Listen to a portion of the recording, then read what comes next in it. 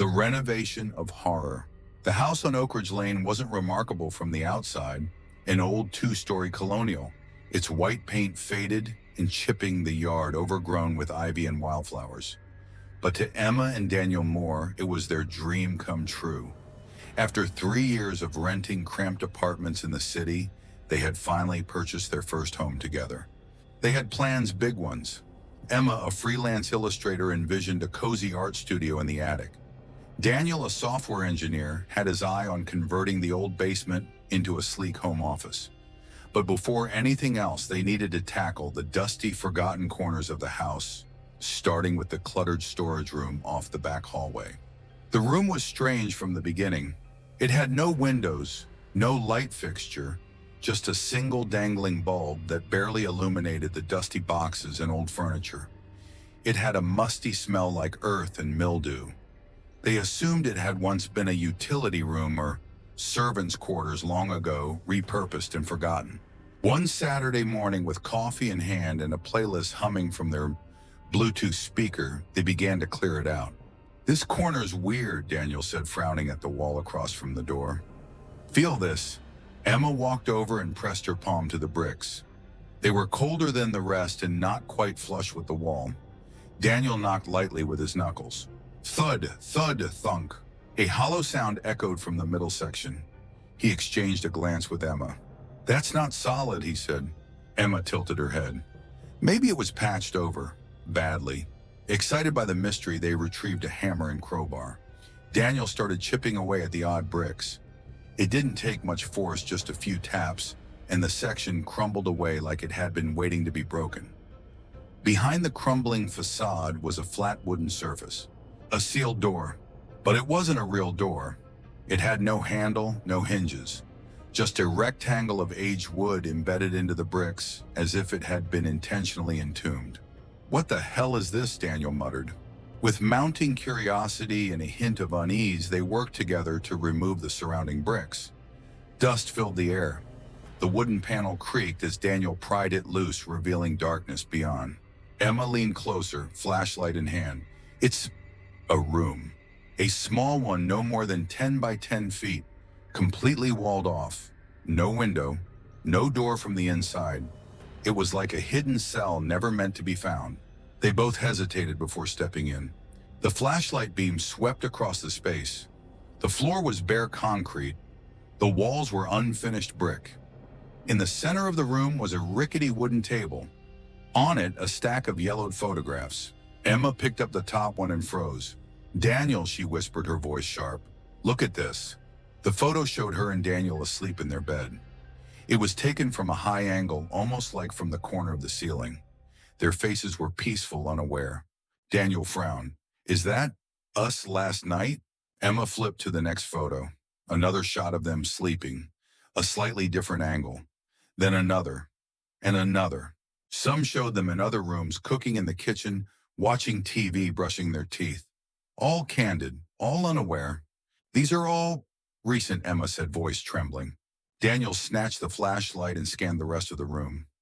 No camera, no wires, nothing but dust shadows and the oppressive feeling that they had just walked into a secret that didn't want to be known. "This doesn't make sense," he said. "Who could have taken these? There's no door to this room. It's sealed from all sides." Emma was pale. "Then how are the photos here?" She dropped the stack as if it burned her fingers. They backed out of the room, slowly sealing it again with a tarp and plywood for the night. But sleep didn't come easy. Emma tossed and turned, her mind spiraling through worst-case scenarios. A stalker. A previous owner still squatting in the walls, or something else. And Daniel tried to rationalize it, old photos, maybe faked, maybe planted. But that didn't explain why the top image had shown them in last night's pajamas. The next morning, Daniel called the previous homeowner, a retired woman named Mrs. Grayson, now living in Florida. "I'm sorry," she said over the phone. "What room are you talking about?" Daniel explained what they'd found. "Oh dear," she said after a pause. "I was never able to use that back hallway much. It gave me the creeps, to be honest. But I never heard about any hidden room." Daniel hung up, feeling no closer to answers. Emma, meanwhile, had locked the photos in a shoebox and placed them under the bed. We need to get the whole place rewired, she said, and check for hidden cameras. They called a professional to sweep the house. No bugs, no surveillance equipment. The electrician found nothing strange either, though he did comment that the wiring near the back storage room was older than it should be. Emma refused to go back in the hidden room, but Daniel's curiosity gnawing at him returned that night. He brought a stronger flashlight, a handheld camera, and a measuring tape. The room was the exact size he remembered, 10 by 10. Nothing had changed until he looked at the table again. The photos were gone. In their place was a single sheet of paper. He picked it up with trembling fingers. It read, "I like watching you sleep. You look so peaceful when you're unaware." Daniel stumbled backward, dropping the paper. His flashlight flickered. For a split second, the beam illuminated the far wall, and he swore he saw something move. A blur, a shape. Then it was gone. He ran back into the main house, heart pounding. "Emma, we need to leave." "Just for a few days," he said, breathless. She looked at him, saw the terror in his eyes, and didn't argue. They packed bags and checked into a hotel for the weekend. But that night, Emma had a dream. In it, she was back in the house, lying in bed. The room was dark. She opened her eyes and someone was standing at the foot of the bed. Watching, not Daniel. A tall figure, face blurred like static on a screen. Its head tilted slowly as it stared at her, unmoving. When she screamed, it didn't react, just watched, like it was studying her. She woke up drenched in sweat. Daniel wasn't in bed. She found him in the hotel bathroom, staring into the mirror, pale and shaken. "I had a dream," she whispered. He nodded. "So did I." They didn't sleep the rest of the night. The next morning, Emma went to her bag to grab her phone. Lying on top of her clothes was a photo. New, glossy. It showed her and Daniel sleeping in the hotel bed. The room with no exit. They returned to the house on Oak Ridge Lane 3 days later. Daniel had argued for staying at the hotel longer. Emma, however, insisted they come back. Something about leaving the house felt wrong, like they were abandoning a puzzle half solved, and worse, that something was growing bolder in their absence. It wasn't just the mysterious photo that had appeared in her suitcase at the hotel. It was the sense that the longer they ran from the room behind the wall, the more power it seemed to gain. The moment they stepped inside, the air felt heavier. The lights flickered slightly. The house had always creaked and groaned, but now every sound felt purposeful, like footsteps just out of sync with theirs. Watching them. "Don't go back in there," Emma said as Daniel turned toward the hidden room. "I need to see if it's still there," he said quietly. He approached the tarp and plywood covering the gap in the wall. It hadn't been touched. He pulled it aside slowly, revealing the rough brick opening into the hidden space. He stepped inside. Emma stood at the doorway, unwilling to follow, but unable to look away. The room looked the same. Cold, still. Dust gathering in the corners like time had paused in here decades ago. Except, the table was still there, but the photos were gone. Daniel scanned the area again. Something shimmered faintly at the edge of his vision, a disturbance in the air, like heat rising off pavement. He blinked and it was gone. He turned to Emma. "It's empty now." She frowned. "Are you sure? Check under the table." He crouched. A new photograph had been taped to the underside of the table, hidden from view. It was another image of them sleeping, but this time the angle was different. Closer, tighter. It showed Daniel's face turned toward the camera, mouth slightly open as if snoring. And behind him, partially obscured by shadow, was a figure. Daniel stared, heart hammering. The image was slightly blurred, but the figure stood in the background, tall, faceless, just beyond the bed. He showed it to Emma. She covered her mouth. "We need to seal this room up," she said. "We shouldn't have opened it in the first place." Daniel nodded, but his mind was already racing. That night, they stayed in the guest room, the farthest room from the hidden space. Emma couldn't sleep. Every noise felt amplified, the creaking floorboards, the tick of the clock, the hum of the refrigerator. All of it made her skin crawl. Daniel, despite his exhaustion, stayed up scrolling through online forums. Paranormal discussions, urban legends, architecture anomalies. He wasn't even sure what he was looking for. Proof that other people had found rooms like this. signs of hauntings that started with photographs. Around 3 a.m., Emma's voice broke the silence. Daniel. He looked up. She was sitting upright in bed, eyes wide. What is it? He asked. She pointed at the closet door across the room. It's open. Daniel frowned. He hadn't noticed. It had been closed when they went to bed. He stood slowly, approached it, and reached for the knob. Inside was nothing but coats and a few storage bins. But resting on top of the highest shelf was a photograph. His blood ran cold. He pulled it down. It showed the two of them again asleep in the guest room, this room. Taken from the inside of the closet. Emma, he whispered. It knows where we are? It's not bound to that room. She started shaking. Then what do we do? The next day they contacted the real estate agent who had helped sell them the house. I swear I didn't know anything about a hidden room, she said, sounding genuinely concerned. But I can get you the original floor plans if that helps. They met at her office. The floor plan from decades ago showed something chilling. The house had originally been built with 4 bedrooms. But somewhere in the last 50 years, the smallest one had been sealed off entirely. No permit, no explanation. It had simply vanished from the blueprint by the 1970s. This is illegal, the agent said. Someone walled it off without telling the city? But why?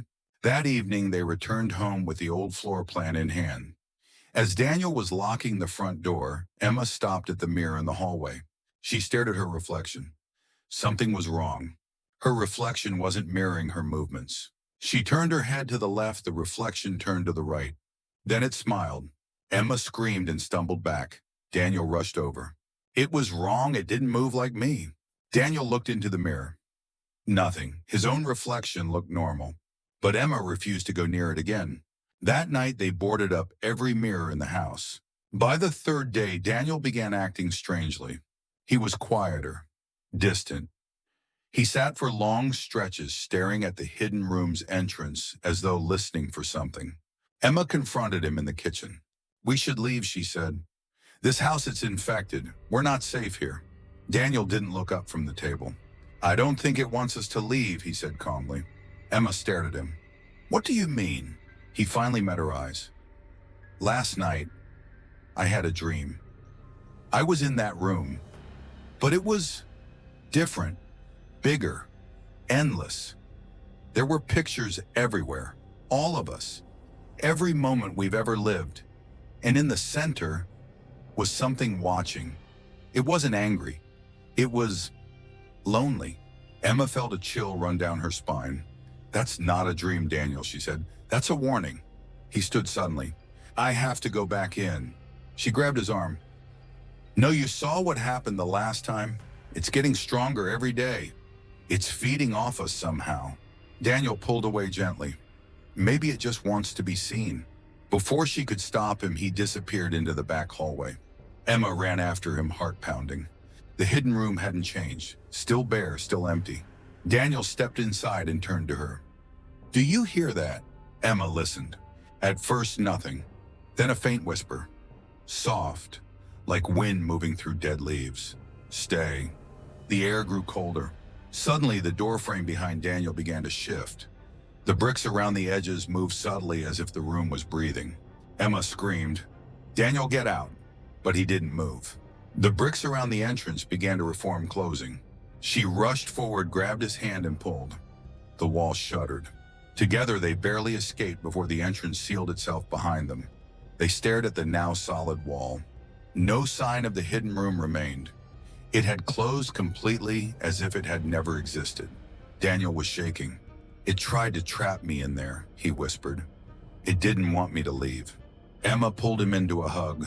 But over his shoulder, she saw something that made her blood run cold. On the floor behind them, resting against the wall, was a single photograph. It showed her pulling Daniel from the room. And behind them in the doorway was the figure, faceless, watching. The sixth photo. The photo lay on the floor where the wall had sealed itself, untouched by dust or debris. Its glossy surface gleamed faintly in the dim hallway light. Emma bent down to pick it up, careful not to touch the image directly. She held it by its edges, her hands trembling. It's us, she whispered. Daniel leaned over her shoulder. No, this can't be real. The photo was crisp and high resolution. It showed them both lying asleep in bed. The lighting was perfect, as if a flash had been used. But that wasn't what made their blood run cold. It was the angle. The photo had clearly been taken from the hidden room from within the wall that was supposed to have been sealed for decades. It captured a precise moment from the previous night, Emma's hand resting on Daniel's chest, his mouth slightly open mid-breath. A glass of water on the nightstand was caught mid-glint, reflecting the light from the hallway. The details were impossible to fake. Emma stepped back, her breath shaking. The room was sealed all night. I checked it before bed. The wall was still closed, she said. This shouldn't exist. Daniel didn't answer. His eyes were fixed on the background of the photo. Something was off. Behind them, just barely visible in the shadows at the edge of the bed, was the suggestion of movement. Not a clear figure, not even a shape. More like a smear in the air, blurred smoky. I don't think we're dealing with someone hiding in the house, Daniel said finally. This is something else. Emma nodded. Something that doesn't follow the rules. They put the photo into a Ziploc bag and locked it in a drawer. But that night, neither of them could sleep. Every time Emma closed her eyes, she felt watched. Not the normal kind of paranoia, but the deep, ancient fear of something intelligent and close. Something that knew her in ways no one should. When she rolled over, she could swear she heard the faintest sound, a click, like a camera shutter. Daniel was restless too. He got up 3 times, checked every window, every door. The wall where the hidden room had once been was still sealed, but the wood of the surrounding hallway creaked constantly as if shifting from within. At 4:12 a.m., they both sat up at the exact same moment. Daniel turned to Emma. Did you just hear that? Emma nodded, her skin pale and clammy. Footsteps, slow, from the attic. They listened. The sound had stopped.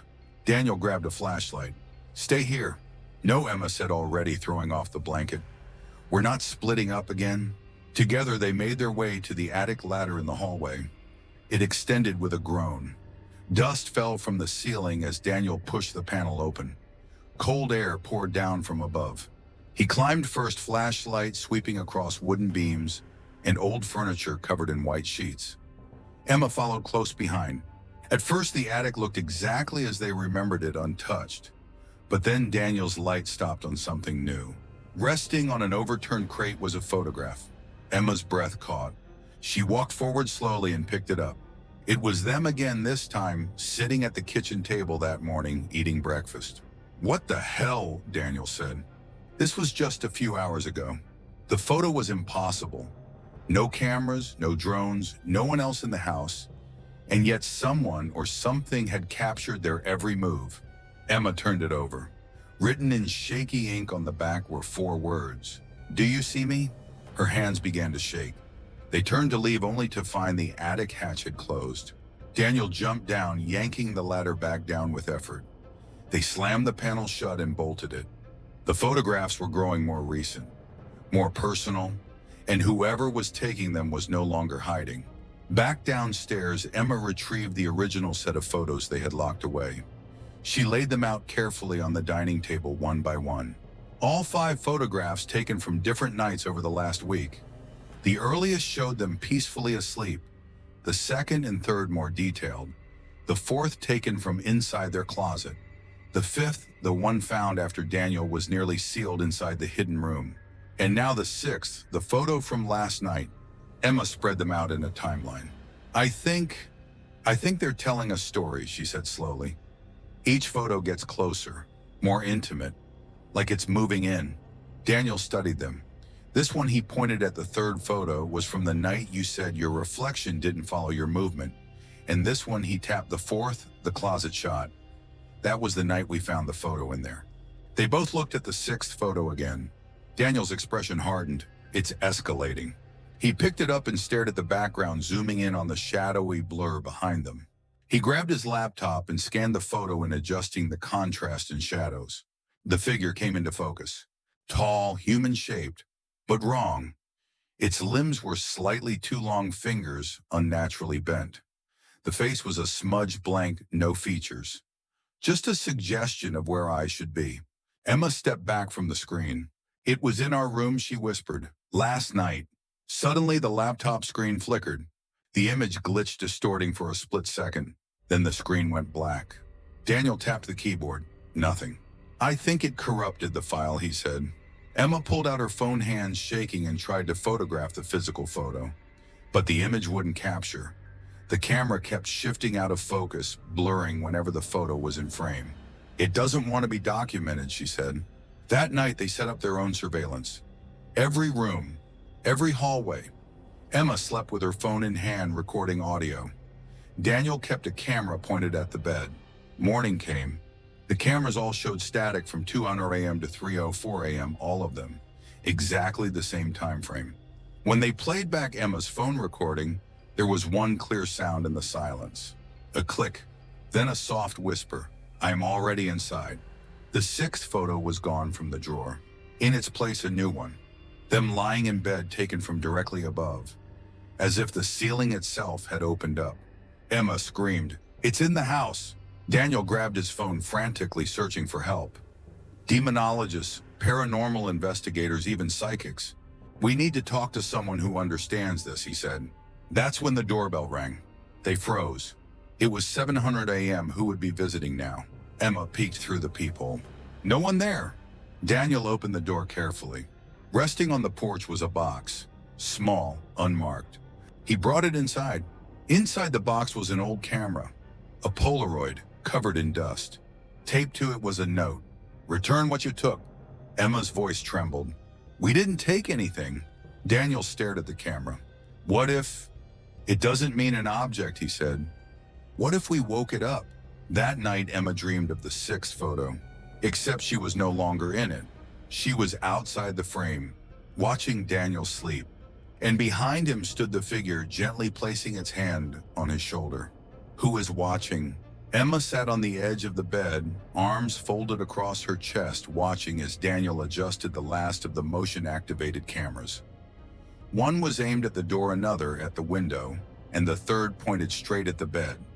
In total, there were 6 cameras, 2 in the hallway, 1 in the living room, 1 in the attic hatch, and the remaining 3 inside the bedroom. It's overkill, she muttered, though her tone lacked conviction. Daniel glanced at her. That's the point. They had picked up the equipment earlier that morning, top-of-the-line motion detection, with night vision cloud back up the works. They had tried everything else, sealing the room, calling the realtor, even considering moving. But nothing stopped the photos. The images kept appearing more recent, more intimate, each one more impossible than the last. If it wouldn't stop watching them, then they would watch back. By nightfall, the house was silent. Emma couldn't eat.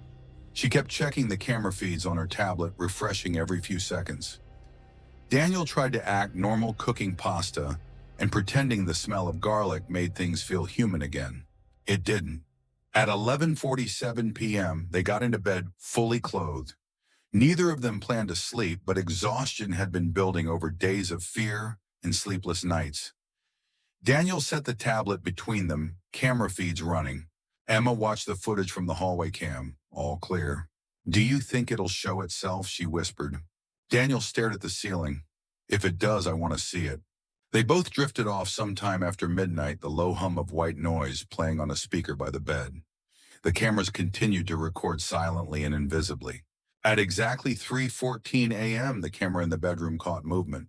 From the top left corner of the frame, a tall, shadowy figure slowly emerged from what appeared to be the closet. But no closet door had opened. It was as if the shadow had seeped through the wall itself.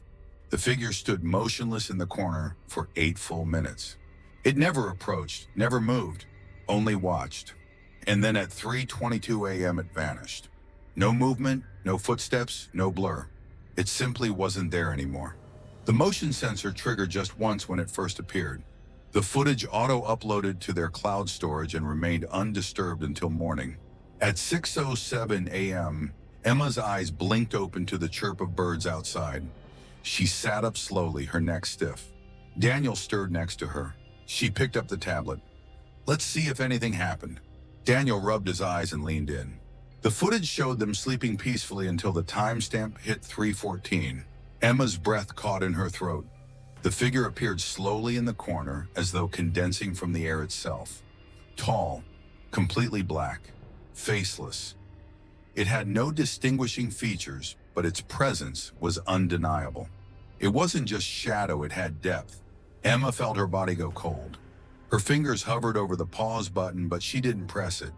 They watched frozen as the figure stood there in eerie stillness.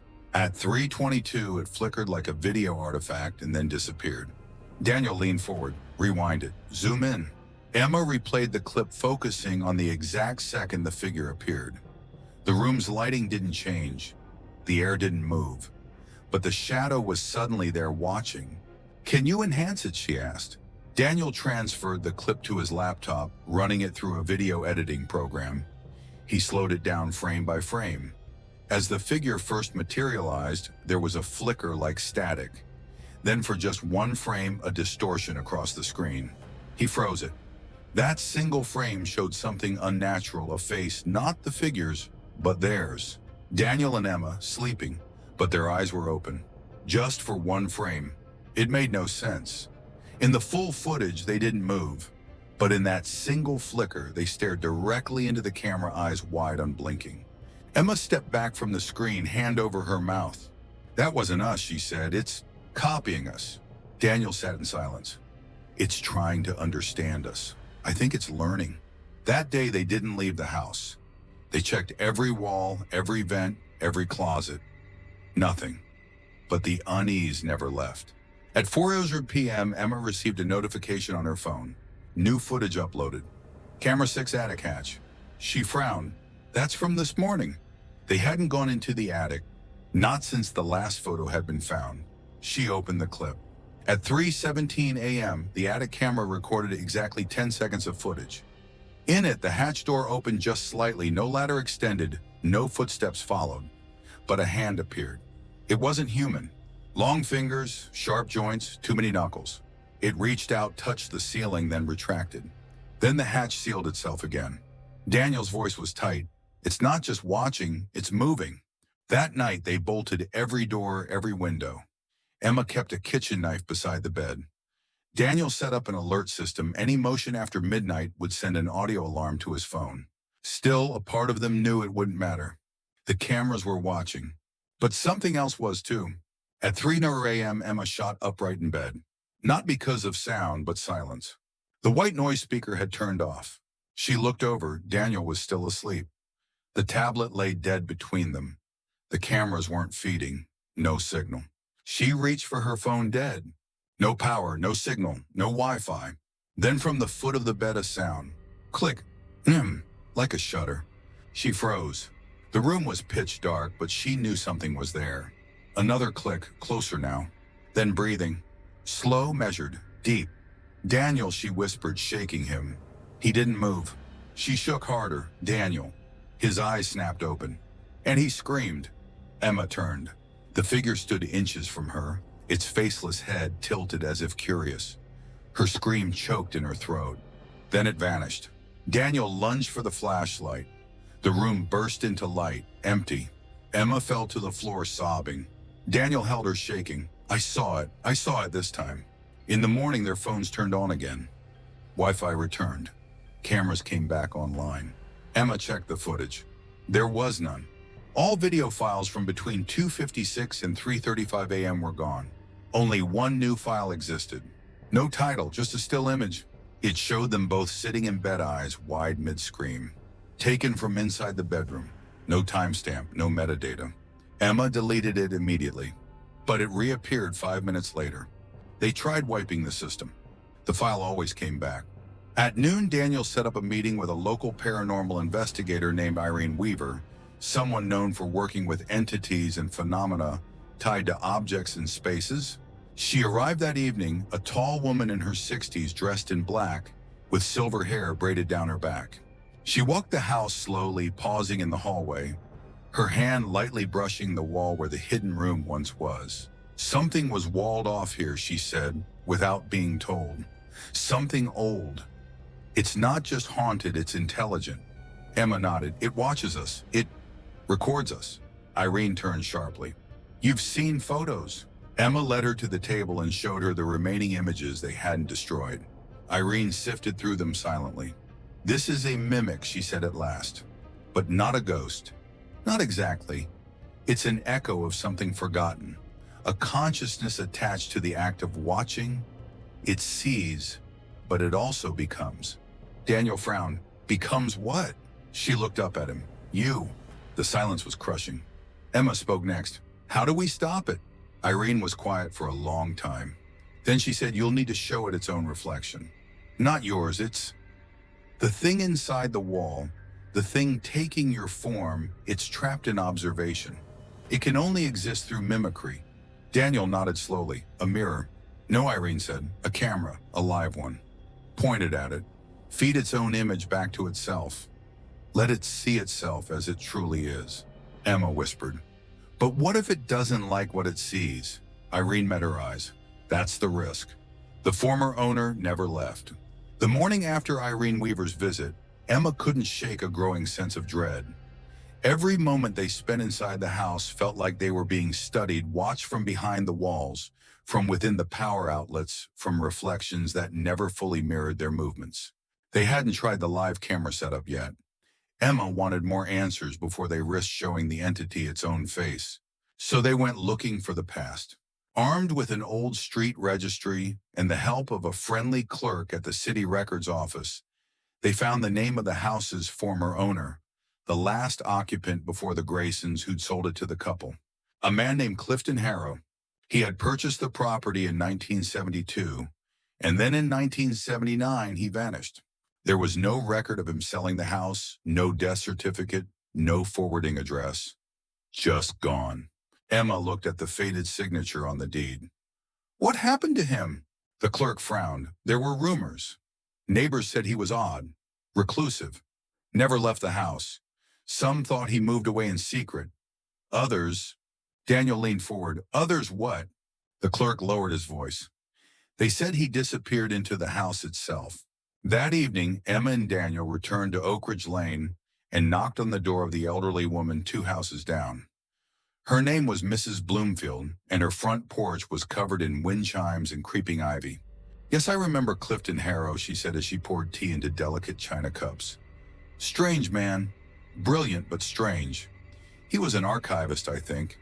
Worked from home. Rarely went out." Emma sipped her tea. "Do you know what happened to him?"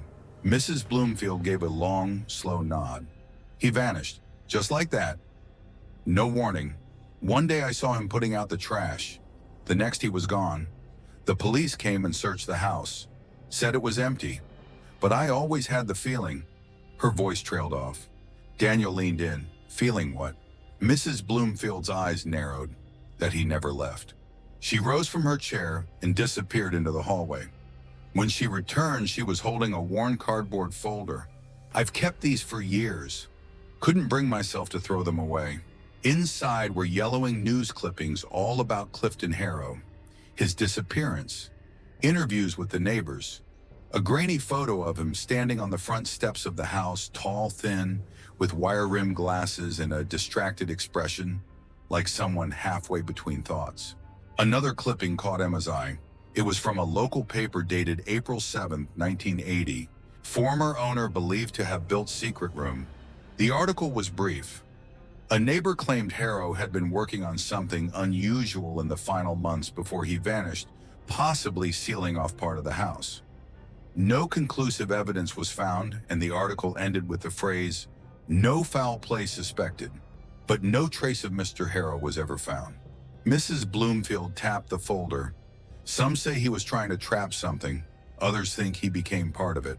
Emma and Daniel left with the folder and 1,000 more questions. Back home, the house felt colder, the hallway darker. Daniel turned on all the lights. "Okay," he said. "Let's think about this. If Clifton built the room, he might have discovered the entity first. Maybe even accidentally summoned it." Emma nodded. "Or maybe it was already here, and he tried to contain it." Daniel pulled the attic ladder down and climbed up. Emma waited below. "I'm checking for anything hidden. Journals, papers, anything that might tell us what he was doing." The attic was silent except for the creak of wood under Daniel's feet. Then, Why you want to find? Emma, he called. You need to see this. She climbed up, heart racing. Daniel stood near the back wall holding something in his hands. A journal, bound in cracked leather, dusty but intact. They brought it downstairs and opened it carefully at the kitchen table. The handwriting was neat but erratic, growing shakier with each entry. July 3rd, 1978. I heard the noise again behind the wall, a low hum like breathing. I don't know what it is. I sealed the room off last year, but now I think I may have only trapped myself with it. August 9th, 1978. It watches. I feel it behind the mirror in the darkness. It learns. I don't know how it sees me, but it always does. I've covered every reflective surface. Nothing helps. September 15th, 1978. It's taken my voice in the dreams. I speak, but no sound comes. It mimics me. It's wearing my skin in places I've never been. December 1978. I'm going to build a containment room. No light, no door, just walls. Maybe if it has no way out, it'll sleep again. The final entry was written on January 8, 1979. I am the last thing it will ever see. Emma closed the journal slowly. He tried to trap it, she whispered, but he never escaped. That's why no one found his body. Daniel looked toward the hallway. You think he's still in there? No, Emma said. I think parts of him might be. That night, they returned to the wall. The place where the hidden room had once been was still sealed shut, the bricks cold and seamless. Daniel touched the surface. Do you think it can still hear us? Emma didn't answer. They placed a camera on a tripod facing the wall, just as Irene had instructed. A live feed running in a loop visible on the tablet screen across the room. The camera was pointed directly at the sealed bricks, a mirror in the form of digital reflection. They pressed record. Nothing happened at first. Then after an hour, the tablet screen began to flicker. The live feed warped like a heat wave was passing between the wall and the lens. The camera shook slightly, though the tripod remained still. On the screen, something began to form in the wall. A figure, tall, shapeless, its outline glitching in and out of focus. It stood not on the surface, but within it. Watching the feed, watching itself. Emma stepped back. It sees us. No, Daniel whispered. It sees itself. The image pulsed. For one heart-stopping second, the figure's face began to form. Not a monster, not a demon. A man. Thin, wire-rimmed glasses, hollow eyes. Clifton Harrow. And then, to worm, and then, he screamed. The screen erupted in static. The camera sparked violently and died. Smoke hissed from the battery pack. Emma ran to unplug it, coughing. When the air cleared, they looked at the wall again. Nothing. Just bricks. Still. Cold. Normal. Daniel picked up the tablet. All the camera footage was gone, wiped completely, except for one still frame. It showed the figure standing in the wall staring at itself. Its face split between what it was and what it used to be. Clifton Harrow and the thing he had tried to trap merged. The title of the image file simply read, I Never Left. The journal in the dark. The attic smelled like forgotten things, dust cedar insulation. But beneath all that was something else now. Something older. Something damp like breath on the back of your neck in the dark. Emma wasn't sure what had compelled her to go back up. Maybe it was the scream from the camera. Maybe it was the way the bricks in the hallway seemed quieter now, almost like they were listening. Or maybe it was the image burned into her mind the moment Clifton Harrow's face appeared on the camera, stitched into the darkness. Whatever it was, it pulled her upward. She rummaged through boxes and crates, carefully moving aside brittle newspaper clippings, broken holiday decorations, and mouse-chewed linens. Nothing seemed unusual until she found a wooden storage chest wedged behind a collapsed beam. It was sealed shut with nails, not a lock. She called Daniel up, and together they pried it open with a crowbar. Inside was a single object, a cloth-wrapped book, heavy and stained. When Emma peeled back the fabric, her heart skipped. A journal. Not the leather one they had already found, but older. The cover was water-warped and scratched, the spine almost split. The first page bore no name, just a date. October 6, 1965. And below it, written in uneven, frantic handwriting. It watches me when I sleep. Daniel and Emma sat down cross-legged on the attic floor as she began to read aloud. October 6th. I've only lived here a month, but the dreams started the second week. At first, I thought it was just stress. I kept waking up gasping for air. It felt like something was sitting on my chest. And when I opened my eyes, I was always looking at the same spot, one corner of the ceiling, like I knew something was there, watching. October 12th. It followed me into the kitchen. I didn't see it, but I felt it. I dropped a glass, and the pieces spelled something. I swear they did. It looked like a face. I didn't tell anyone. I don't have anyone to tell. October 18th, I found a photograph on my pillow. It was me, sleeping, taken from above, but I live alone. Daniel reached over and turned the page. The entries became more frantic, the handwriting larger, uneven, like it had been written in the dark. October 24. It's copying my voice now. I hear it whispering behind doors. Always the same phrase, I see you. But it's my voice. It mimics the way I breathe, the rhythm of my footsteps. But it always forgets something. Always. It blinks too late. It breathes when I don't. October 29th, I started leaving notes to myself. On the fridge, on the bathroom mirror. You are you. Every morning I check them. One was changed. It said, you were you. Emma's skin broke out in goosebumps. Whoever this was, they were unraveling. Daniel stared at the next page and frowned. November 2nd, I caught it in the mirror. Just for a second, it smiled. I wasn't smiling. I ran. I left the house for 3 days. When I came back, there were photos on every wall. All of them me sleeping. But they were wrong. In each one, I was in a slightly different pose. And in the last one, I had no face. Emma turned the page and stopped. What is it? Daniel asked. She held it up. The next page was completely black, covered in ink or ash or something thick smeared from top to bottom. At the bottom, carved deep into the page, with what must have been a penknife, were 4 words. It knows I know. Emma shivered. Who was this? Daniel pulled out his phone and snapped a picture of the cover, zooming in on a faint embossing they hadn't seen before. Property of I. Harrow. Clifton's brother, he guessed, or father. Emma nodded slowly. It runs in the house? It didn't start with Clifton, it started earlier. Maybe even with the house itself. They brought the journal downstairs and spread it out across the dining table next to the first one. Together they formed a disturbing timeline. Whoever the earlier Harrow was, he had encountered the same thing. The same mimicry, the same photos, the same invasion of identity. Emma's mind was racing. Okay, let's think. It mimics, it learns, it becomes. Daniel added, and the deeper someone looks into it, the more it reflects them. Maybe it doesn't exist without an observer. Like some kind of haunted quantum state. Emma raised her eyebrows. A ghost that needs attention to live. Daniel nodded, or a parasite. One that takes shape by studying you.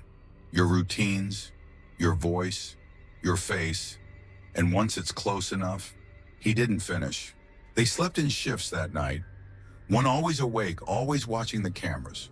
At 3 a.m., Emma's phone buzzed, a new notification.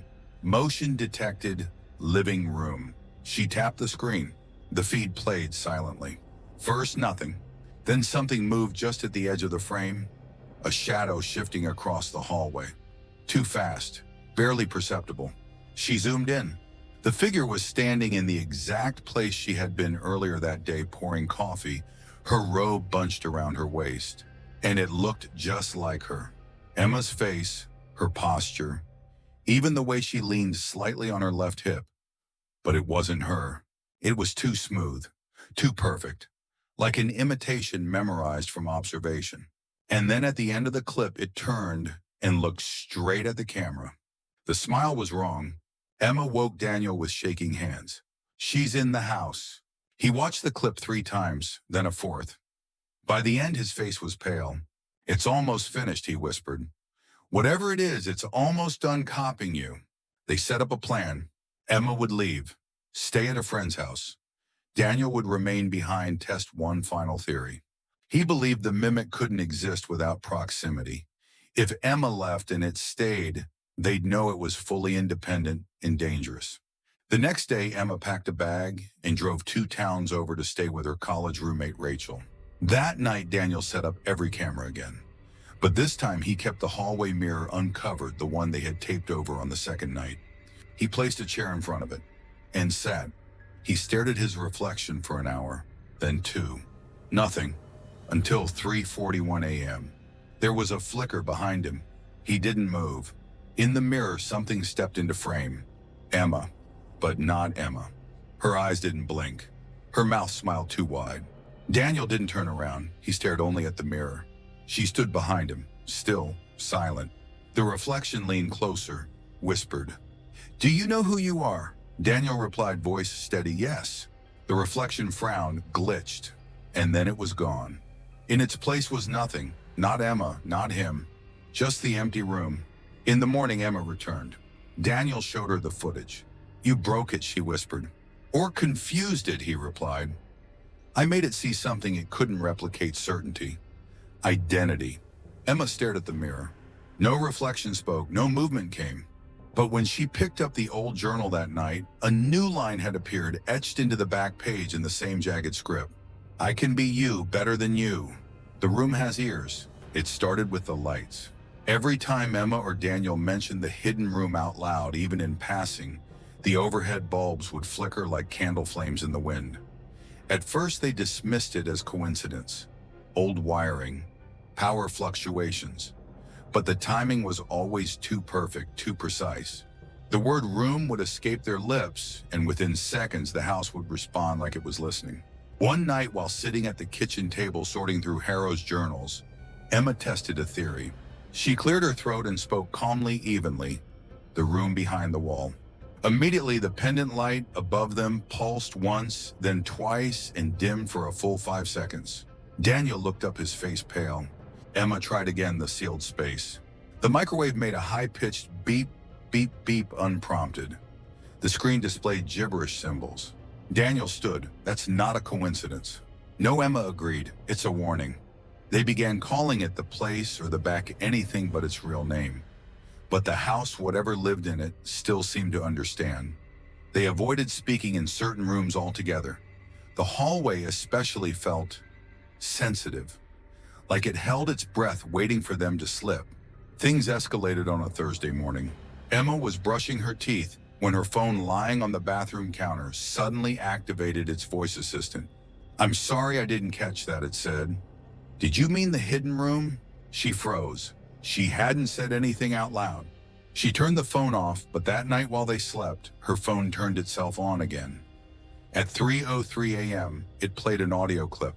It was her voice recorded sometime during the day, whispering softly, "It's behind the wall." But she didn't remember saying that. She didn't remember recording anything at all. Daniel found similar activity on his phone, an audio log created at 2:47 a.m. labeled "Note to Self." In the clip, he whispered, "It's learning faster now. I don't know what's real anymore." But Daniel had no memory of recording it. The tone in his voice wasn't right. It was close, but hollow, robotic. It was the mimic again. Only now it wasn't just watching. It was speaking, thinking, imitating thoughts. Emma deleted the files. They came back the next day. Desperate, they unplugged every smart device in the house. Phones, tablets, Alexa speakers, even the microwave. Anything with a speaker or a microphone. They took the batteries out of the smoke detectors and tossed the baby monitor, which they had never used, into the garbage. The silence was eerie, but it didn't last. On the Saturday evening, they were sitting in the living room when Emma glanced toward the hallway. The light fixture overhead began flickering erratically. Not the soft dimming from before, this was wild, almost strobing. Then their landline rang. They didn't even have a landline. The house came with the jack, sure, but they'd never plugged in a phone. The sound was unmistakable. A classic rotary phone ring, shrill and jarring. Daniel stood slowly. "Do we have an old phone in the attic?" Emma nodded, throat tight. It was in a box marked MISC. The ringing continued, sharp, relentless. They climbed the attic ladder together. The box was there, unopened. Daniel pulled the tape off and lifted the lid. Sitting inside was a dusty black rotary phone. It was ringing. It wasn't connected to anything. Emma picked it up with trembling fingers. Hello. At first nothing, then a soft sound like breathing. Then, zari-to-re, I can hear you. Emma threw the phone across the attic floor. It shattered into pieces, the ringing abruptly stopping. They didn't speak of it again for the rest of the night, but the house did. From that point on, any mention of the hidden room, even in whispers, triggered something. Lights flickered, phones glitched, audio devices turned on by themselves. One afternoon, Emma wrote the words "hidden room" on a piece of paper just to test it, no speaking. As soon as she finished writing the second word, the lights above her blinked rapidly, and the radio in the corner, which was unplugged, clicked on. A voice whispered through the static, "I said I hear you." Daniel snatched the paper and burned it in the kitchen sink. "This house is wired to listen," he muttered. "Not through technology. Through it. It doesn't just observe, it absorbs. Every word, every thought. It's like the house is one big ear." Emma nodded slowly. "The room has ears." They began to wonder if not speaking was the only way to survive. So they tested again. Emma pulled out an old Polaroid camera, one of the few devices they hadn't used yet. She snapped a photo of the hallway just outside the sealed space. They waited for it to develop. When the image finished forming, it was mostly blank.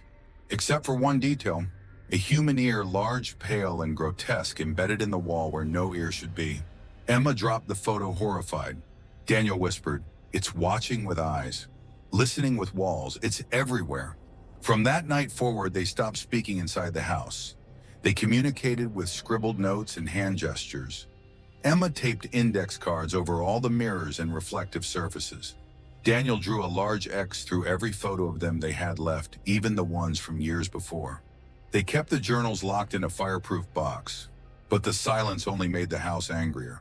When they tried to leave the front door one morning, it refused to open. The lock twisted in Daniel's hand, frozen. Every window was stuck. The back door led to a black void, not their backyard, but an endless corridor of pulsing shadows. They were trapped. That night, Emma tried to sleep with headphones on, classical music playing at full volume. But the music stopped at 3 a.m. She woke to static. Then a voice, her own, singing an old lullaby her mother used to hum. She hadn't sung it in years. "Hush now, don't you cry." The melody twisted in the middle. Notes became sharp, discordant. And then, the walls remember. Emma screamed and ripped the headphones off. The hallway light was already flickering. She ran to Daniel's room. He had started sleeping separately again and threw the door open. He was sitting upright in bed, shaking. "It whispered in my ear," he said. "What did it say?" Daniel's voice was barely audible. It said, "You can't hide what you said. We heard everything, everything." Emma didn't speak again for 3 days. They used sticky notes to communicate, left messages on the fridge and the bathroom mirror. But one night, Emma found a new message that she didn't write. In the notebook where she had been tracking each incident, a sentence was scrawled in thick black ink. "The room doesn't like secrets." She tore out the page, burned it. It came back the next morning, identical, in the exact same place. The walls groaned that day. Literally groaned, wood shifting, metal creaking, air vents exhaling long, tired breaths. At 2:14 p.m., every light in the house turned on at once. And then off, and then on again. The kitchen radio, still unplugged, let out a burst of feedback. A final whisper. "Talk to me." Emma grabbed a marker and wrote on the wall. "What are you?" The lights blinked once, then again, then a long pause. A response began to form, not in words but in sound. The walls pulsed, groaning like voices pressing through wood. The hallway light flickered in a precise rhythm. A code. Morse. Daniel translated it later. "I am everything you said when you thought no one was listening." The shadow in the mirror. It turned to Risharinto. Emma had stopped looking into mirrors days ago. After what they'd seen, reflections that breathed on their own smiles, that didn't belong, eyes that blinked out of sync, she'd covered every reflective surface in the house with tape sheets or black cloth. But that morning, something compelled her. The mirror in the upstairs bathroom had been untouched for years, tucked behind a cabinet door she hadn't opened since moving in. She hadn't realized it was there until today. The moment she swung the cabinet open, the glass greeted her like a forgotten secret. It wasn't cracked or dirty or fogged. In fact, it was too clean, untouched by time. She stared at her reflection, half expecting something to move out of rhythm. But it didn't. Not at first. Her face stared back exactly as expected, tired, pale eyes ringed with fatigue. She raised her hand slowly. The reflection mirrored her. Then she tilted her head slightly to the left. The reflection moved a beat too late. Emma froze. She blinked. So did the reflection. But the timing was wrong, a second off. As if it had waited to see what she would do, then followed. She moved again, quicker this time, snapping her fingers. The reflection was slower, lagging, watching. Then it smiled. Emma did not. She stepped back, heartbeat thudding in her ears. The smile in the mirror widened. It was a cruel, knowing thing, like the grin of someone who already knew how the story ended. She reached out and slammed the cabinet shut. The mirror was gone, hidden again. But her reflection's face, that smile, was still burned into her mind. Downstairs, Daniel was reviewing the camera feeds from the previous night. They had agreed to keep at least one camera running, aimed toward the hallway. So far, nothing too abnormal had happened since their vow of silence, just minor flickers, hums, and the occasional cold spot. When Emma entered the living room, pale and silent, Daniel immediately knew something had happened. She handed him a sticky note. It smiled at me. The reflection? I didn't smile. Daniel's eyes widened. He scribbled back. Yours. Emma hesitated, then shook her head slowly. She wrote again. It moved slower than me. Watch me first, then smiled. Daniel exhaled through his nose. He picked up his notebook, flipped back to an earlier entry. Back when they'd first read the earliest journal, Harrow's predecessor, the man had mentioned something chilling. It mimics movement last. Once it gets your thoughts, your voice, your habits, it learns the body. That's the final step. The mirror is the rehearsal. Daniel showed Emma the entry. She paled. The mirror wasn't just reflecting anymore. It was studying her, copying her hesitations, her quirks, her delays, rehearsing them until it could perform the perfect version of her, a version that wasn't her at all. That night, Emma insisted on sleeping with every mirror covered.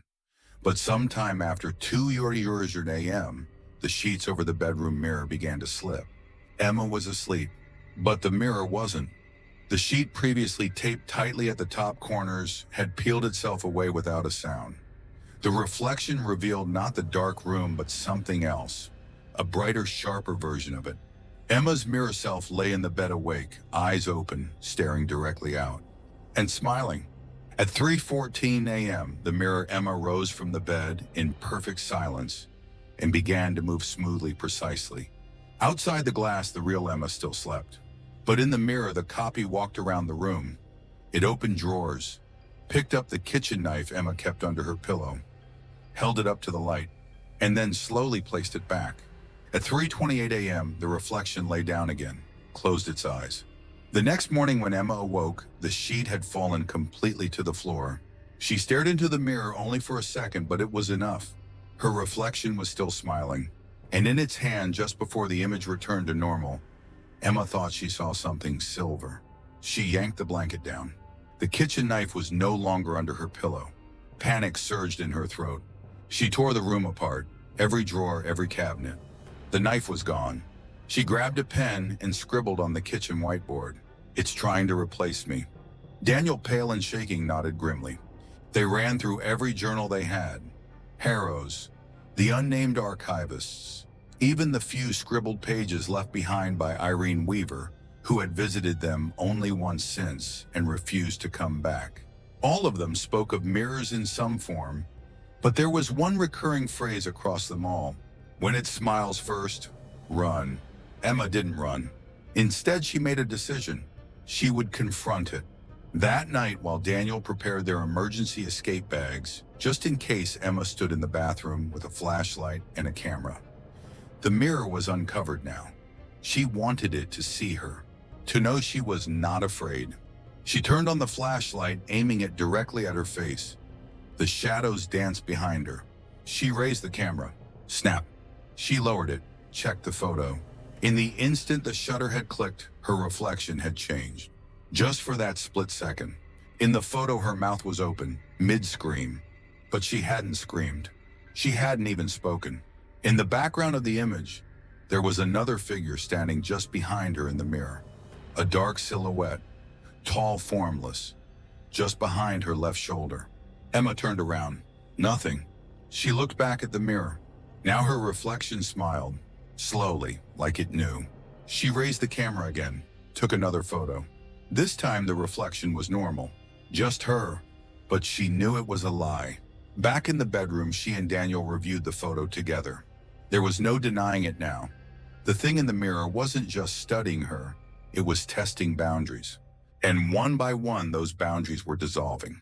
Emma sat on the floor, head in her hands. She whispered, too quiet to be heard outside the room. "I think it's already halfway out." The mirror behind her pulsed slightly like a ripple on still water. A new photo every morning. The first photograph appeared on a Tuesday morning. Emma was the first to notice it, lying face up on the kitchen table right beside the sugar jar. A Polaroid, perfectly square and glossy, still fresh as though it had been taken minutes ago. But there had been no sound. No click of a shutter. No flash.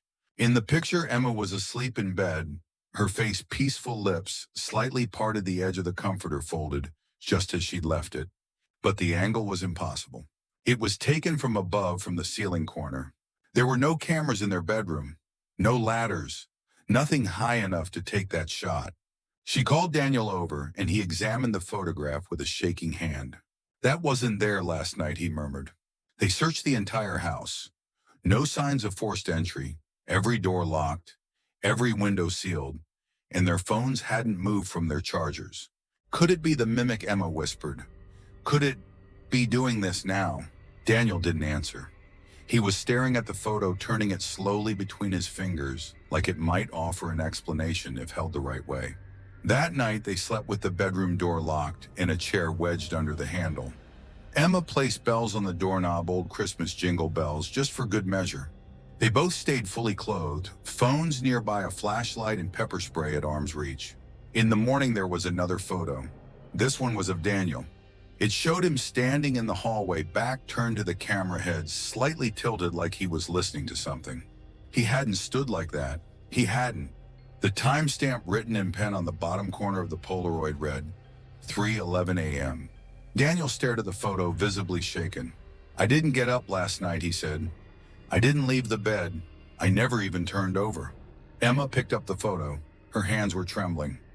Then, "What's this?" Daniel didn't respond.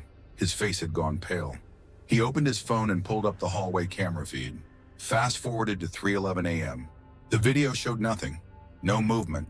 No Daniel. No sound. Just an empty hallway.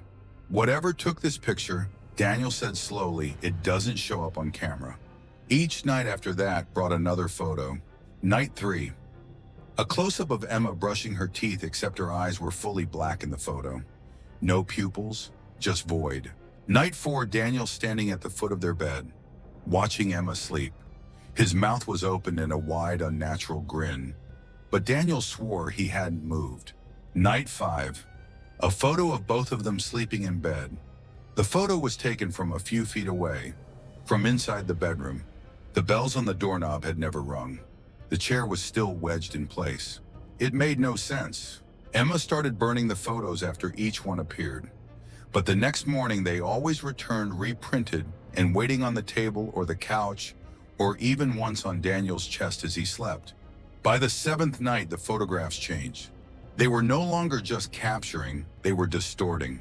Night 7's photo showed Emma lying in bed, except her mouth had been digitally stretched wide open as though screaming. Her eyes were missing, replaced by twin black spirals.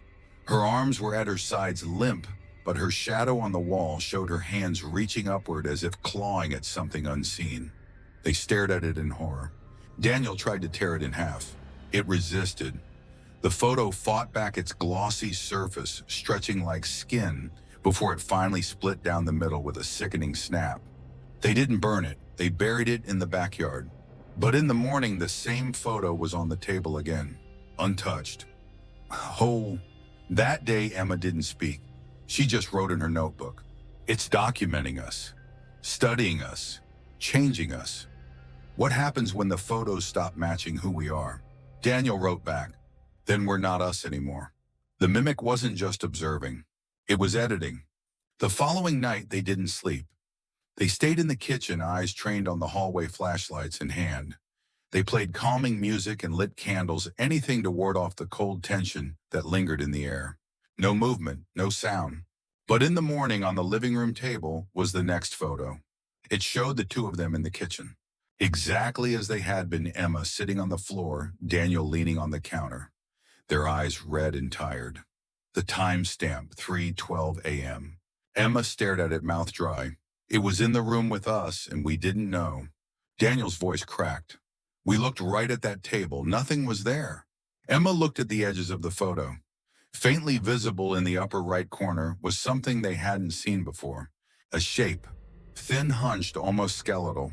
It stood just outside the frame, like it had been holding the camera with elongated fingers.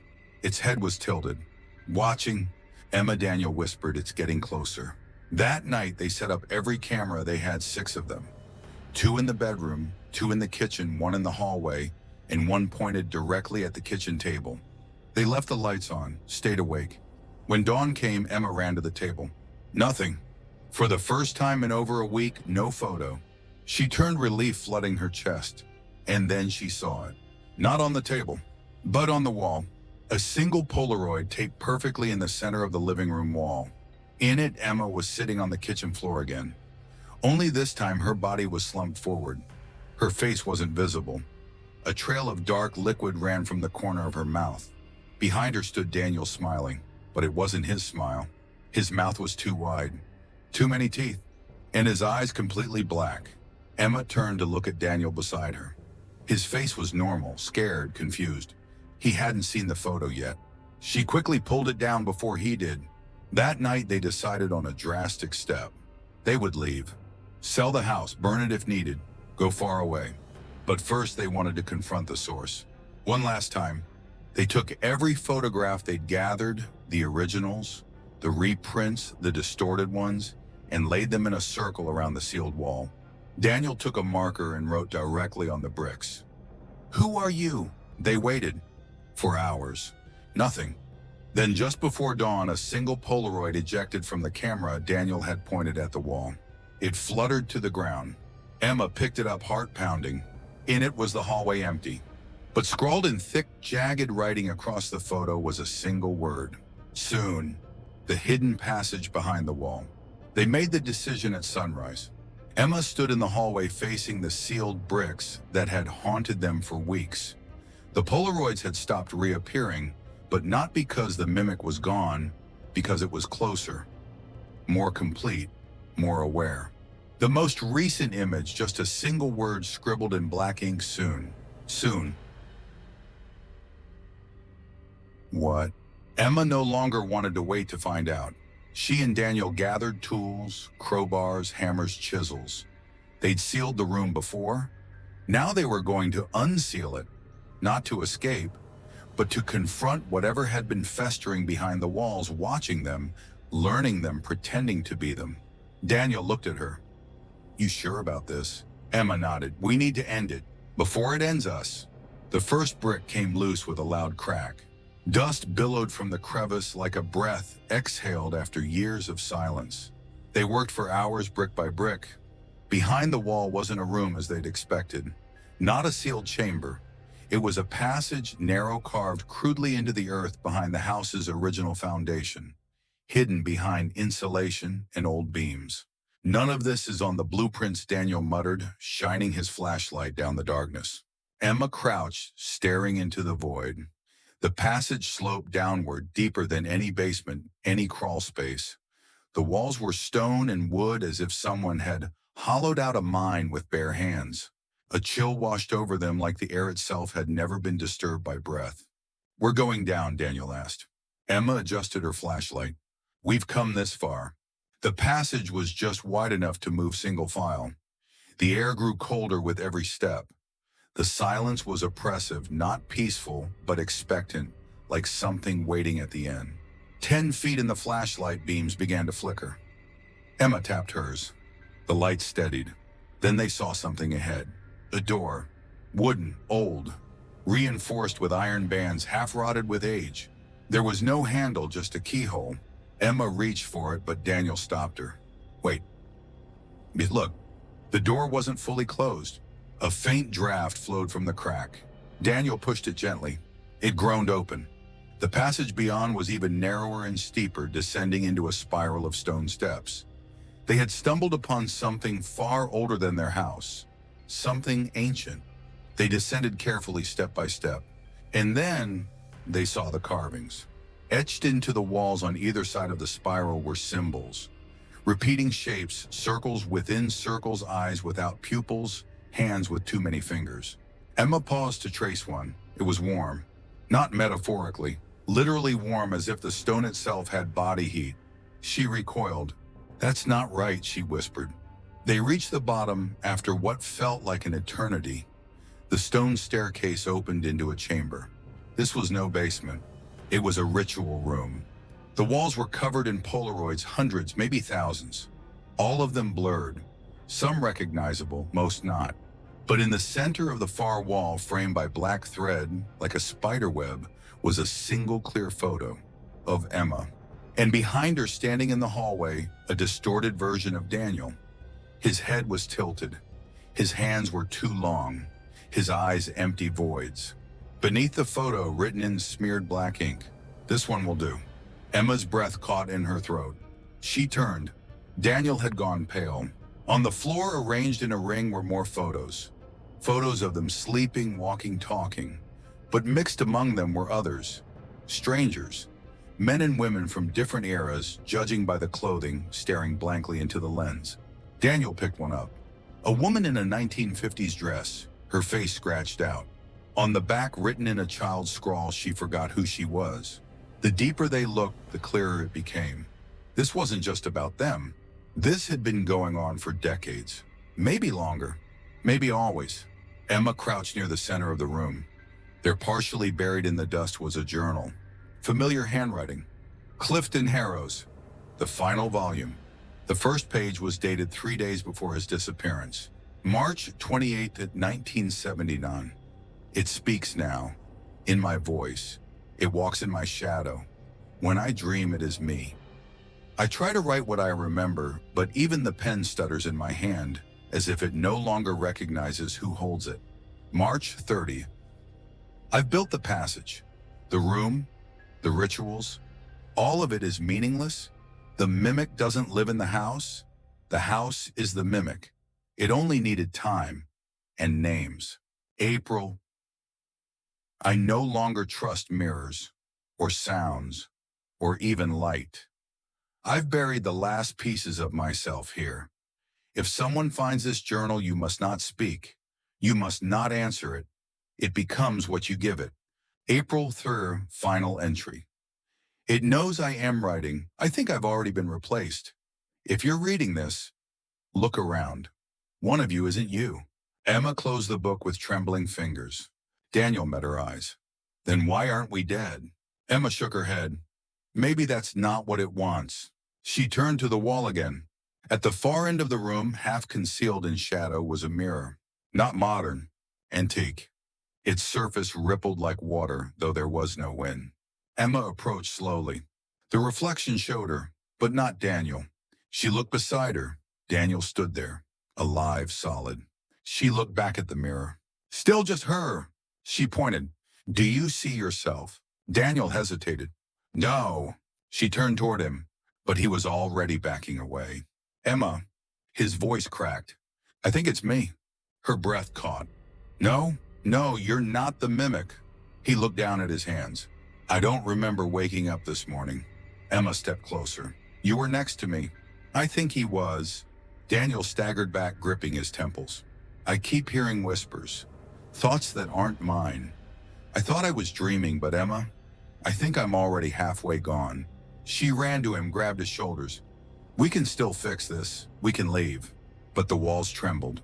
The photos fluttered from the stone like feathers. The mirror behind her rippled again.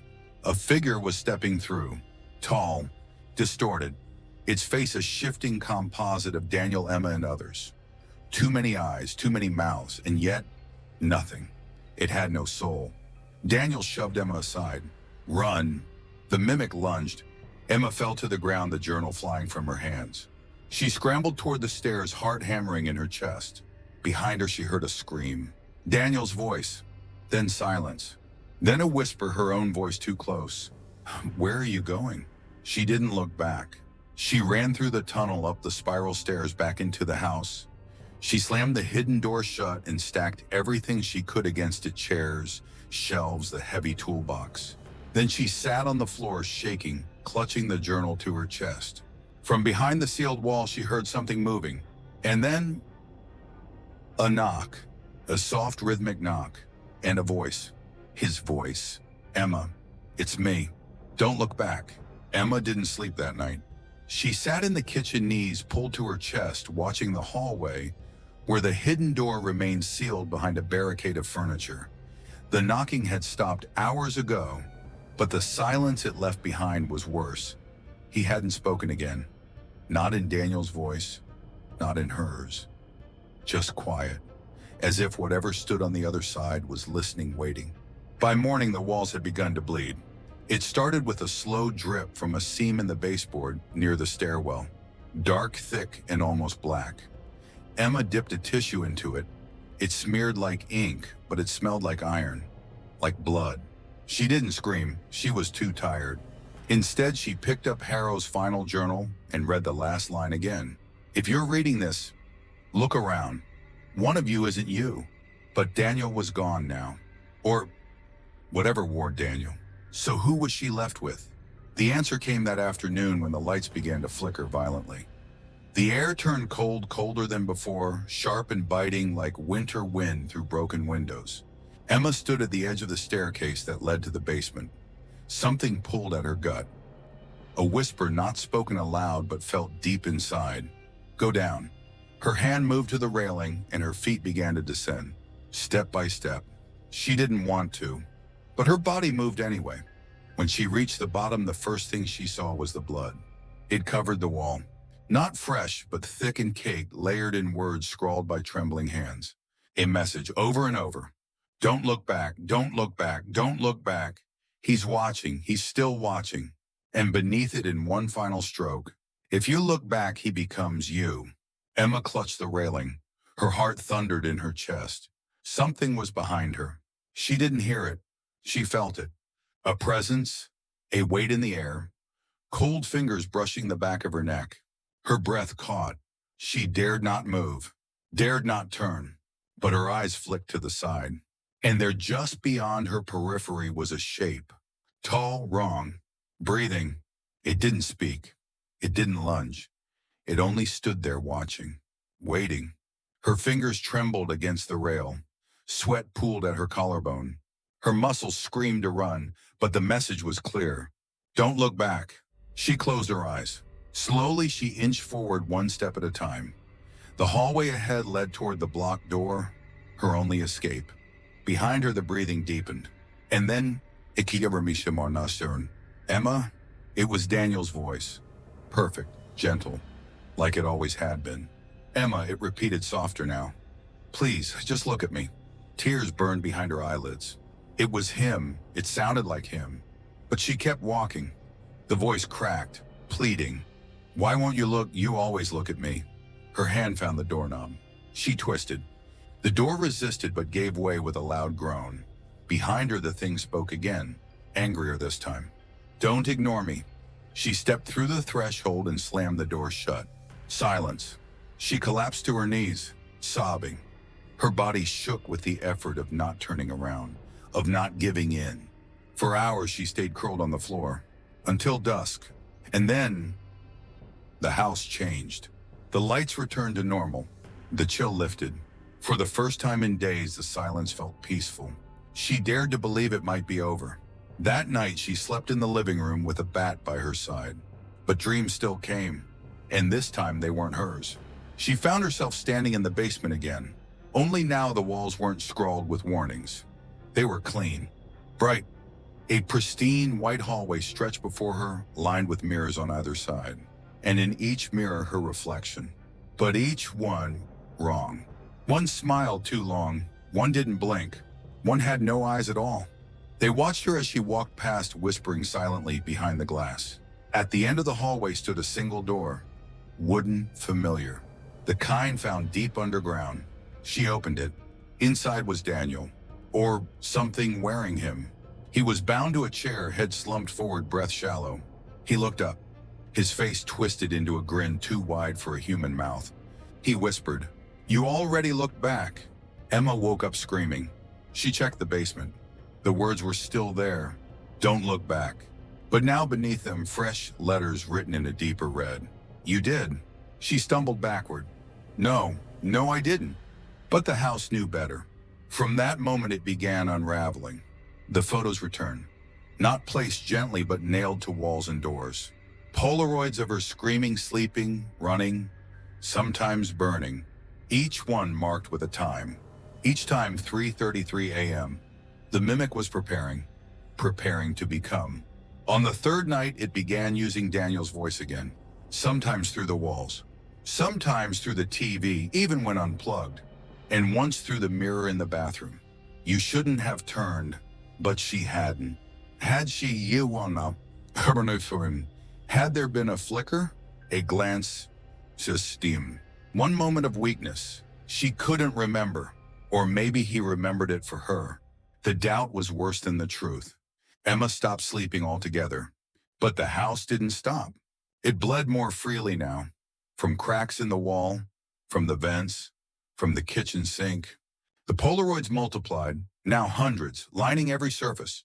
But worst of all, Daniel began appearing in them, and he was always smiling, never blinking, never him. Until one morning, Emma found the final image, pinned to the fridge, her lying on the floor, face contorted in terror, eyes wide open, mouth open in a scream that never ended. And standing over her, Daniel, not smiling, not angry, just blank. The message scribbled below, "He sees through you now." Emma screamed. She tore the house apart, burned every photo, smashed every mirror, sealed every door, and finally descended one last time into the basement. The blood was still there, still fresh, and there, waiting in the middle of the floor, was a new message. "Come home." The faceless man. His name was Kyle. He was an old college friend of Daniel's.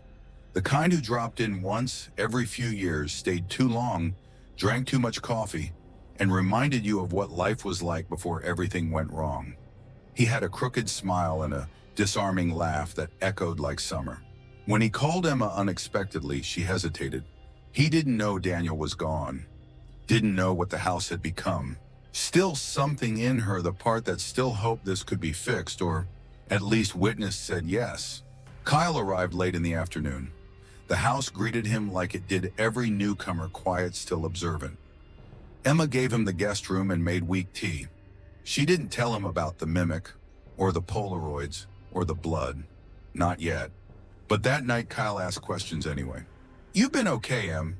Emma sipped her tea. "No." Kyle tilted his head. "Want to talk about it?" Emma shook her head. "You wouldn't believe me." Kyle leaned back in the worn armchair. "Try me." She didn't. Instead, she handed him a spare blanket and showed him the locked hallway door, the one she never opened. "Don't go near there," she said. Kyle looked at the haphazard barricade. "You hiding a monster down there?" Emma didn't answer. Kyle laughed awkward. "Right. Got it. No horror movie rules broken. Stay out of the creepy door." By midnight, Emma was in her room door, locked, every mirror covered. By 3:33 a.m., Kyle was screaming. Emma bolted upright. The sound was sharp, raw, like something being torn out of him. She grabbed her flashlight and ran. Kyle was in the guest room, curled in the corner, like a child, hands clutching his head, whispering over and over, "Don't look at him. Don't look. He has no face. He has no face." Emma dropped to her knees beside him. "Kyle, what happened?" He was shaking violently. I saw him, in the mirror, in the window, in my dreams." Emma's blood turned cold. Kyle's eyes were wide, unfocused. He was standing at the end of the bed. "No face, Emma?" just skin, like something forgot to finish him. Emma turned and looked toward the hallway. The door was still sealed, but the house felt warmer, like it was pleased. She helped Kyle onto the bed. He clutched her arm with a grip that felt desperate. "Why didn't you tell me?" he rasped. Emma swallowed.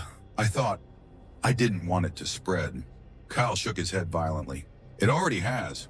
The next morning he was worse. He wouldn't speak, wouldn't eat, just sat in the corner of the kitchen, rocking slightly, eyes fixed on the far wall. Emma placed her hand on his shoulder. He flinched. When he finally spoke, it was in a whisper. "He's wearing Daniel's clothes." Emma stiffened. She didn't ask who he was. She already knew. She helped Kyle into the car by noon. He didn't resist. He just muttered things under his breath, snippets of songs, half sentences, and the phrase "no face" over and over. At the hospital, the nurse led him gently through the doors. Emma told him he'd had a psychotic break. They didn't question it. She didn't mention the faceless man, but she thought about him the whole drive home. That night the house was quiet. Too quiet. She stood in front of the hallway door for a long time, hand resting on the knob. She didn't open it, but she felt him there, the faceless man, watching, waiting. The next morning, a new photograph lay on the table. It was a picture of Kyle, in the guest room, asleep. And in the corner of the room, shadowed but unmistakable, stood a figure. No face, just smooth stretched skin where eyes and mouth should have been. Emma dropped the photo. Something had changed. The mimic had always copied voices, shapes, thoughts. But this was something else. A presence, a ghost without identity, a name no one could say. She pulled out Harrow's journal again and flipped to the last pages. There, hidden in the margin of a torn entry, was a phrase she'd missed before. The mimic uses faces, but the faceless one is older. It erases. Emma stared at the words. Erases. That night she took no chances.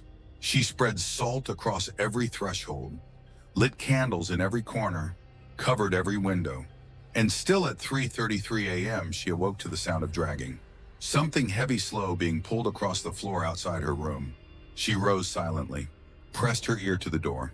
The dragging stopped. Then a knock. 3 soft knocks. She didn't answer. Then a voice. Kyle's. "Emma? I left my jacket. Can I come in?" But Kyle was in the hospital. Emma didn't move. Another knock. More forceful. Then silence. She sat on the floor back against the door all night. At sunrise she opened it. Nothing there, except a single photograph. It showed her door from the hallway, and just beside it a hand reaching toward the knob. Not a human hand. Fingers too long, skin too smooth, nails too black. She burned it in the sink. The next night the house bled again, this time from the ceilings.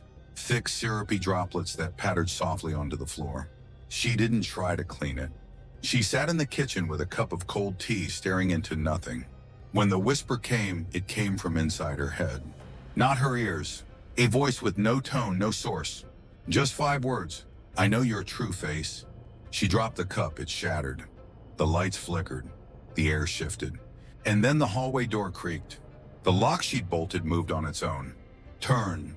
Undid itself. The chair slid away. And the door eased open a crack. Just enough. She saw the darkness beyond. No movement. No sound. But a pressure, heavy.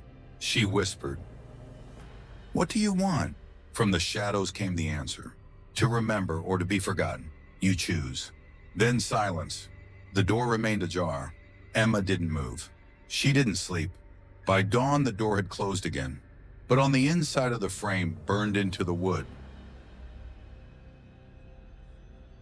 "If you give," becoming part of the photograph. It happened during the blackout. The storm had been threatening all day, clouds churning sky smeared gray, like a painting too long in the rain. Emma had tried to prepare. Flashlights, candles, batteries. But none of that mattered once the house itself decided to go dark. At exactly 1:13 a.m. the power died. No thunder, no flicker. Just a single click and then silence. Daniel was lying beside her when the lights vanished. She felt him shift, sit up in the dark. Heard his voice. "Looks like we lost it." "Just the power," Emma murmured, eyes closed, fingers grazing his. "Stay close." He leaned back against her. Of course, that was the last time she heard his voice. The next morning, Daniel was gone. The bed beside her was cold, untouched. His side of the blanket was folded neatly undisturbed, as if no one had lain there at all. Emma sat up, heart thudding. Daniel. No answer. She called again, louder. Still nothing. She checked the kitchen, the basement, the backyard. No shoes missing, no coat taken. His phone sat charging by the bed untouched. His wallet too. But Daniel himself was simply not there. It wasn't until she went to the kitchen table that she saw the photograph. Polaroid. Fresh. Glossy. Still slightly warm. She picked it up with shaking hands. It showed her sleeping peacefully in bed, alone. But standing behind her, half hidden in shadow, was a figure. Blurry. Faded. Like it was there, but only halfway. Like someone who hadn't quite been absorbed into the photo's world yet. Emma's breath caught. It was Daniel. His outline was unmistakable, tall frame, familiar posture, the way his shoulders sloped slightly from too many late-night coding sessions. But his face, Sivon, his face was indistinct, not blurred by motion, blurred by absence, like the camera didn't know how to record him, like he didn't belong here anymore. Emma dropped the photo. No. She looked at the bed again, still untouched, still cold. She grabbed her flashlight and ran to the hallway. The door to the sealed room creaked open as she approached slowly, as if inviting her in. She didn't go. She just stood there, breathing hard, eyes fixed on the darkness beyond. Something had taken him and left only an image behind. That night she slept on the couch, or tried to. She didn't dare close her eyes. At 3:33 a.m. the air shifted. Heavy, weighted, like someone breathing near her ear. But when she sat up, no one was there. Only the hum of silence. And a second photo on the coffee table. She picked it up slowly. It showed her again sleeping. This time on the couch. Behind her, the same blurred figure. Only this time closer. Closer than before. Its hand hovered just above her shoulder. Emma's eyes blurred with tears. She whispered, "Daniel, is that you?" No answer. The house gave no sign. She tried calling Kyle, tried calling anyone. No one answered. Her phone buzzed only once later that afternoon. A message from an unknown number. "You're next." She dropped the phone. That evening she flipped through Harrow's journal again. This time not the notes or warnings, but the photos taped inside the back cover. Old, black and white. One showed a woman at a kitchen table. Behind her, just barely visible in the corner, stood a blur, a smear of light and shadow in human shape. Another photo, a man sitting at a piano. His reflection in the glossy black surface showed someone else entirely.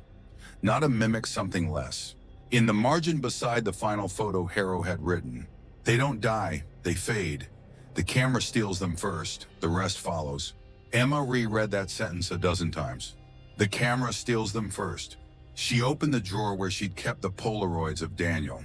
All of them, everyone was gone. Only one remained, her sleeping, and the blurry Daniel standing behind. Now in this latest version, he had moved again. He was seated on the edge of the bed, facing her, his face still gone, but his hand now rested on her arm. Emma's skin crawled. Was she being pulled in too? Was she becoming part of the image? She set up a camera, one not connected to anything digital, just an old instant recorder she'd borrowed from Kyle months ago. She aimed it at the couch and sat perfectly still. "I want to see it," she whispered. "I want to know." She turned off the lights, waited. At 3:33 a.m. the camera clicked. A photo spat out. Emma turned on the light, picked it up. Her breath hitched. She was in the photo, eyes closed, sleeping. But she hadn't been asleep. She'd been awake the whole time, watching. She flipped the photo over. 3 words were written in black ink.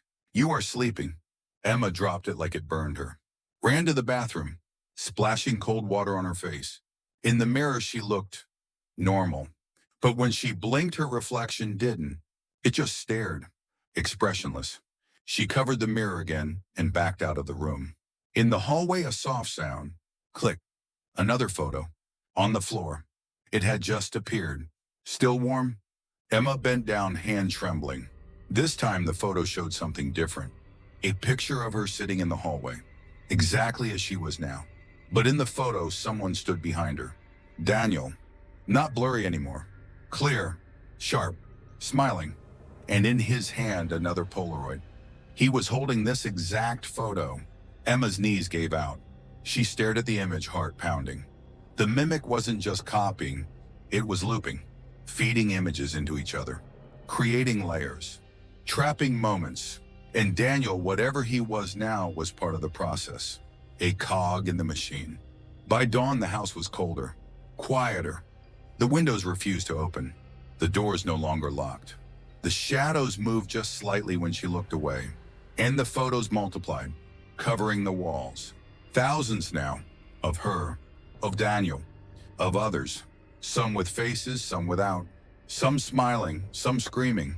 And at the center of it, all above the sealed hallway door, a large framed image, Emma lying in bed, eyes wide open, a tear frozen on her cheek, and Daniel no longer blurry, kneeling beside her, kissing her forehead, a caption beneath it in red, "Join him. The truth about the house." The house had always felt wrong. Emma had known it the moment they moved in, how the floors creaked even when no one walked, how the light bulbs dimmed in unison, how the mirrors seemed to breathe. But she never imagined that the house itself had a past. And now, standing in the musty records room of the county archives, she realized the truth was darker than anything she'd imagined. A heavy box sat on the metal table in front of her. Dust coated its lid. A faded label in block letters. Briar Glen Sanitarium. Incident Files, 1975. She opened it with shaking hands. Inside were dozens of brittle manila folders, water-damaged and yellowed. Medical reports, staff logs, photographs. The air smelled of mildew, ink, and forgotten things. She flipped through quickly, searching for anything connected to her address. And then she found it. Ward W13, subject 013, patient unknown name, file redacted. Attached to the file was a photo. A hallway, cracked tiles, a heavy door at the end bolted shut with 3 iron locks. Below it, typed in faded ink, "Isolation cell, Briar Glen Sanitarium. Subject contained until final fire." Emma's heart pounded. The hallway in the photo, it was her hallway. The same length, same door, even the same placement of the wooden beams. Her house wasn't built on the ruins of a hospital. Her house was the hospital. She flipped through the pages. The reports were fragmented, censored, but enough remained to piece it together. Briar Glen had been an experimental psychiatric facility operating off the books throughout the 1950s to mid-70s. Officially shut down after a fire in 1975 blamed on faulty wiring. But according to the staff logs, something else happened. Something they tried to bury. Patient 0113 admitted without paperwork or transfer documents. Age unknown. Gender unclear. Refused to speak. Would not eat. Did not respond to light or sound. Staff complained of headaches when near the cell. One nurse reported seeing herself through the slot in the door, but smiling when she wasn't. Refused to assign 013 a name. Called only the mimic by order of head nurse Elgin. Psychiatric notes suggest patient repeats human behavior with disturbing accuracy, not imitation. Replication. April 1975. All staff in W13 began reporting missing time. Photographs developing incorrectly. Multiple nurses said 013 was closer than before, despite restraints. No one could agree on what they looked like. April 13th, 1975. Entire wing locked down after nurse went missing mid-shift. Only trace a photograph of her sleeping in the staff lounge with a second figure standing above her. The figure was featureless. Emma's throat tightened. April 13th, 013. That's why the sealed room was built like a prison. That was their room. Its room. The next entry was brief, final. April 14th, fire started in W13, entire asylum consumed. All patient records lost. Body of subject 013 never found. Emma sat back in her chair. It wasn't just a haunting. It wasn't just some residual spirit. The thing in her house had been born or discovered long before her or Daniel ever set foot inside. She looked back at the photo of the hallway. The caption written by hand at the bottom read, "We never opened that door until it opened itself." That night, Emma returned to the house with the file box in her arms. The walls groaned as she crossed the threshold. The air felt heavier, slower, as though time dragged through honey. Photos still littered the walls. Many of them had changed. Now they showed her looking at the camera, awake, aware. Her eyes seemed to follow her as she walked through the hall. The sealed door at the end stood perfectly still. Emma didn't approach it. Not yet. Instead, she laid the file open on the living room table and flipped to the final photo inside. A staff photo. 12 nurses and orderlies stood outside the asylum smiling. In the window behind them, barely visible, stood a silhouette. Black eyes, pale skin, no face. The same figure that had haunted her dreams, the photos, the house. Subject 013. She stared at the photo for a long time. Then she whispered, "Why me?" And the lights went out. Darkness wrapped around her like a second skin. From the hallway came a soft, dragging sound. Flesh on wood. Something moving. Emma reached for her flashlight, flicked it on. The beam flickered once, then died. From the walls, the photos began to fall. One by one. Each time a picture hit the floor, it left a sound, not paper, but a heavy, wet slap. Then the voice. Not Daniel's, not hers, but a voice that seemed to contain them both, whispering from behind the sealed door. "You opened it the moment you looked." The barricade began to rattle. Emma backed away, heart pounding. "You burned," she said. "You died in that fire. You shouldn't exist." The voice responded gently. "I do not exist. I become, and now I become you." The door burst open, but nothing came through. Only a windless void, black and endless. And within it, photos, spinning, floating, showing infinite versions of Emma. Some screaming, some laughing. One asleep in bed while Daniel, clear, now no longer blurry, knelt beside her with a camera. Emma screamed, turned to run, but the hallway had changed. It stretched endless, like a corridor in a dream. The photos now covered the floor. Each step crushed a memory. She tripped, fell, hands landing on a new image. A photo of herself crawling in this same position. She looked up and saw the camera floating in midair, clicking me. Me nonnerie. Another photo, this one printing from nothing. She grabbed it. It showed her still on the floor, but now Daniel stood over her. His eyes were black, his smile too wide, and he whispered in the caption below, "We've been waiting." The house tilted, folded inward. Photos fluttered up like wings. And behind them, rising from the void, a figure, tall, faceless, but wearing her skin, her face. She turned to flee toward the front door, but the door was gone, replaced by a mirror. And in the mirror, not her, not exactly. The reflection smiled, raised a camera. Click. Everything went white. Emma woke up the next morning in bed. The lights were on. The house was clean. No blood, no photos. No shadows. Sunlight poured through the curtains. Her phone buzzed on the nightstand. One new message. From Kyle. "Glad you're better. Can't wait to see you. You sounded normal again." She frowned. Normal again. To Weffen PM. She got up, walked to the mirror. Smiled. Perfectly fine. Except there was no feeling behind the smile. It stretched too long. Too flat. She tilted her head. Familiar. Too familiar. Then a click. She turned. A Polaroid photo lay on the floor. Fresh. It showed her, standing at the mirror, smiling, and written below in neat handwriting. Emma, file 013, assumed complete. The final photograph. The house was quiet. The kind of quiet that felt wrong.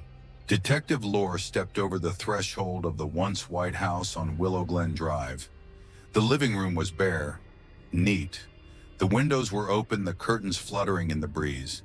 A clean scent, pine and lemon polish, lingered unnaturally in the air. Too clean, too deliberate. No blood, no signs of struggle. No bodies, only one thing stood out. A photo. It lay on the kitchen table, centered with care.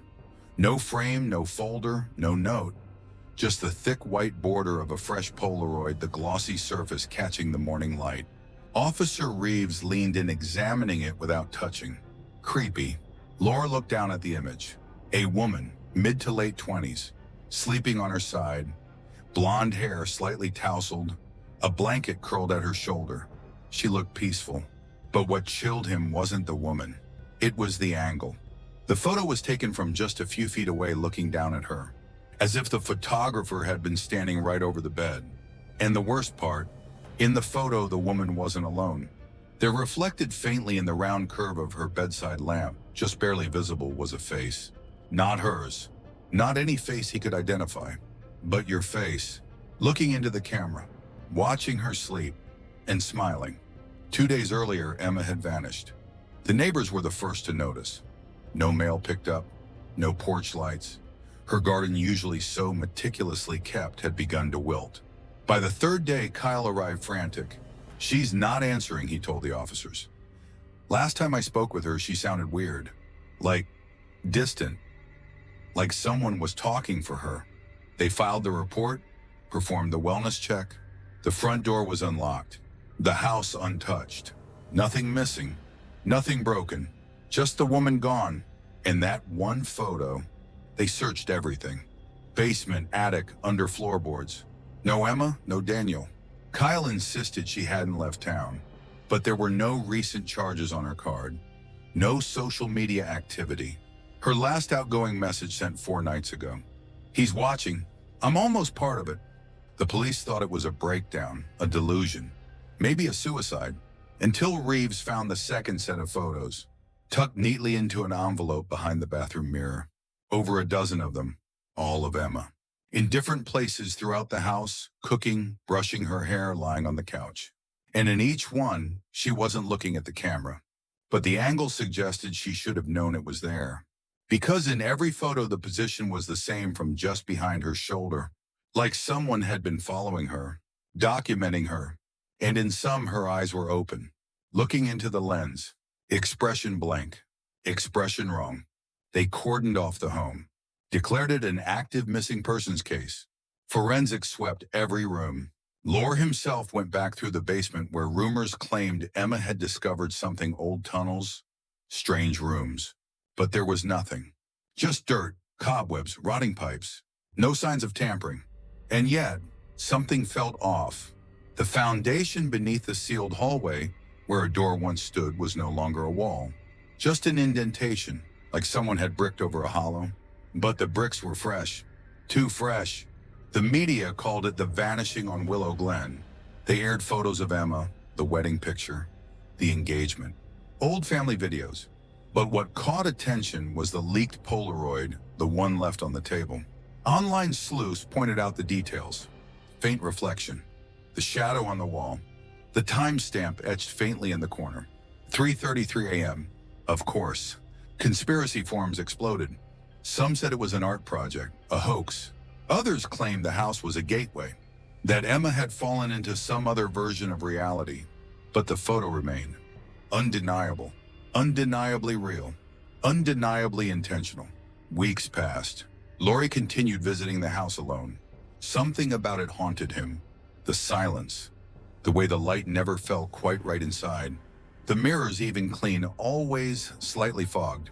And the feeling deep in his gut that someone was watching him. Then came the last Polaroid, found in the evidence box during routine cataloging. No one remembered filing it. No fingerprints, no envelope. Just a photo. Emma, sleeping, as always. But this time clear, bright, almost peaceful. And beside her bed, resting on the nightstand, was a camera. Not a modern one. An old Polaroid. And in its viewfinder, Laura could swear his own face. As if he was the one holding it. As if he had been the one taking the photo all along. As if you were.